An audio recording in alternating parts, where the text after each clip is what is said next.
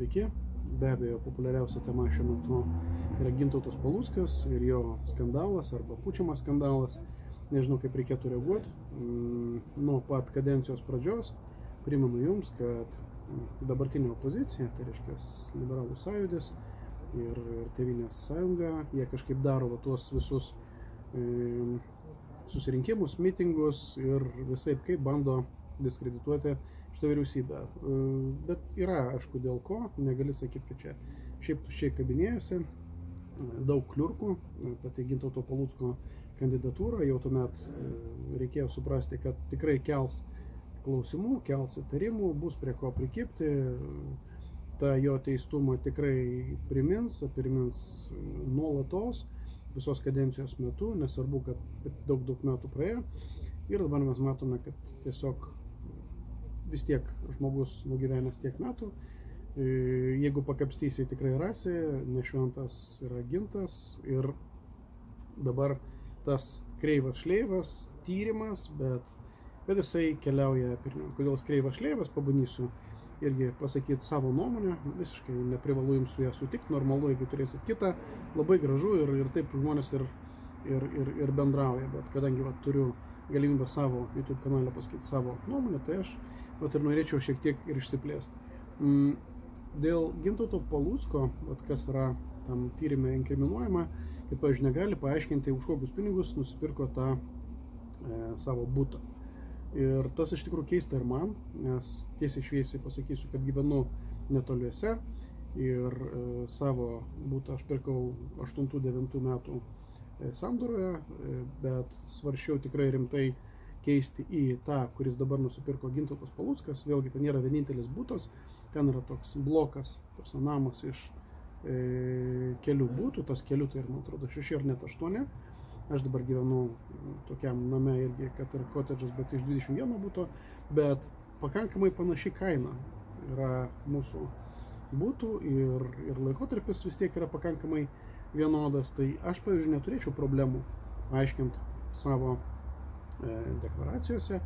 Beje, deklaracijos iškart pas mane atsirado šitas būtas ir lygiai taip pat, iš kur pas mane buvo pinigai šitam būtui nusipirkti. Tai normaliom sąlygom paprastas žmogus tikrai nesunkiai gali paaiškinti, kokios buvo jo pajamos, kokio dydžio buvo banko paskola, kaip čia viskas suvaikščiojo, kad šitas nekilnojamas turtas atsirado šeimos balanse.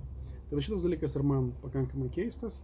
Ten tyrime nurodoma, kad yra pakankamai nemažas skirtumas, kurio lygtais Paluckiai kaip ir neturi kuom pagrįsti ir kaip parodyti. Tai šitas dalykas tikrai pakankamai toks angliškai shady, pilkoji zona, kur galbūt Gintautui reikėtų įtempti smegenis, prisiminti, iš kur tie pinigai ir tą klausimą uždaryti.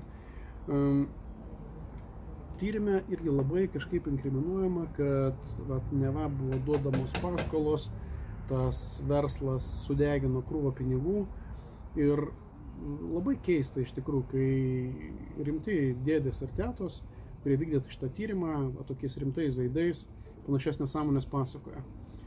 Tie, kas nors biški susijęs su startupais, nors dabar praktiškai bet kokią naują įmonę galima vadinti startupu, tai žinom, kad iš tikrųjų neretai atsiranda investuotojai, kurie patikė kažkokią idėją ir ten labai dažnai sudeginami gerokai didesnės pinigų sumos, negu dabar kalbam apie mes Gintauto Palucko, ten 250 000 eurų berods yra sudeginta, nepasiteisino investicija. Tokie dalykai yra tiesiog labai įprasta praktika. Ir jeigu yra tiesa, ką sako Gintautas Paluckas, tai tokius dalykus galima tikrinti. Jeigu jis gaudavo tuo metu tik minimalų atlyginimą ten ir tai buvo jo pajamos ir vienintelis būdas, kaip jis pasimdavo iš įmonės pinigus, tai reiškia, iš vis šitą istoriją apie nieką. Jeigu jis tuos gautus pinigus kažkaip išvedinėdavo savo ir galbūt iš tų pinigų nusipirko tą butą, taip, tai be abejo tada yra visai kita istorija. Tai apie tai reikia kalbėti, ne apie tai, kad ten įmonėje sprogo tie pinigai, nes per porą metų, kad tokią pinigų sumą tiesiog išnaudoti, tai nėra kažkokių didesnių čia sunkumų parodyti išlaidas, jeigu jos yra sąžiningos. Tas tyrime paminėtas, kad žiūrėkit, kas yra jo kaimynas, kad neva Palucko kaimynas ten susijęs su Baltarusijos režimu, su Lukašenka ir taip toliau.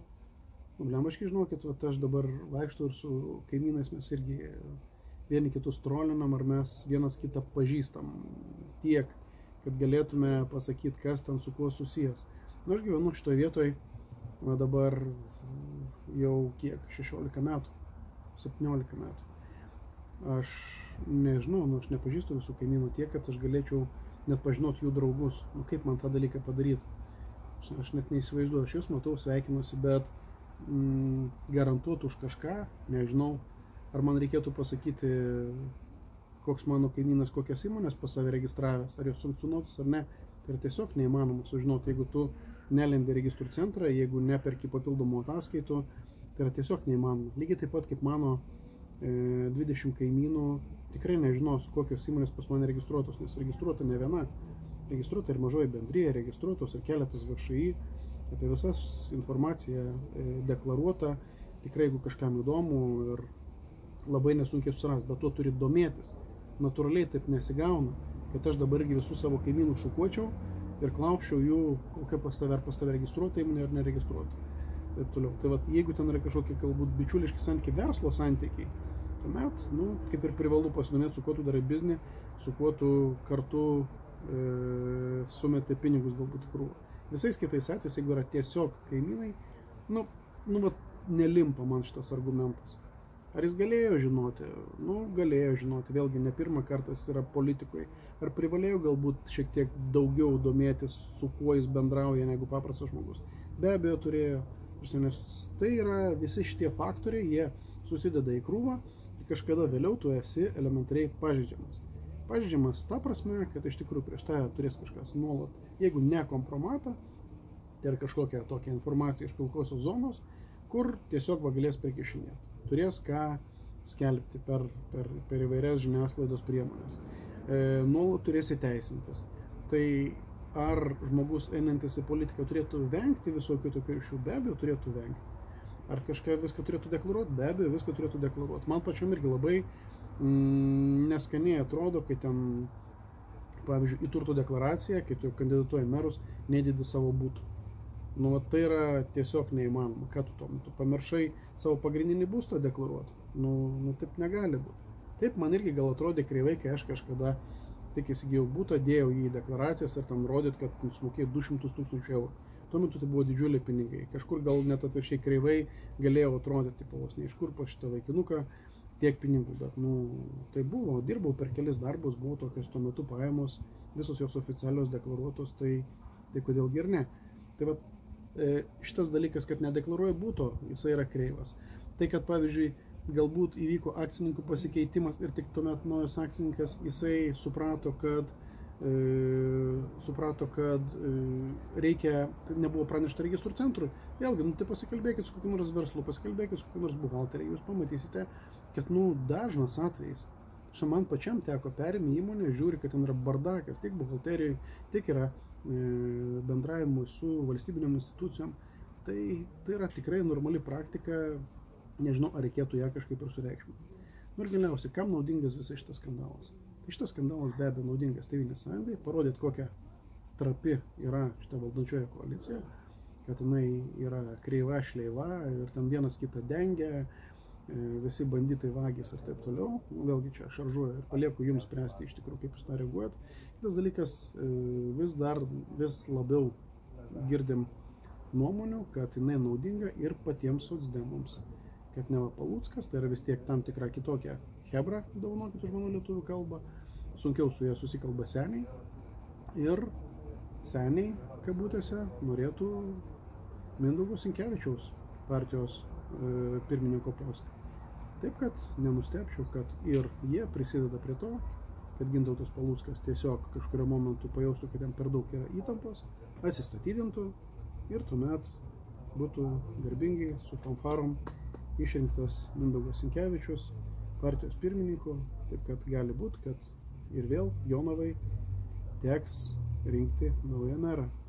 Ačiū, kad pažiūrėjote iki galo. Nepamirškite paspausti like, prenumeruoti kanalą ir iki kitų kartų.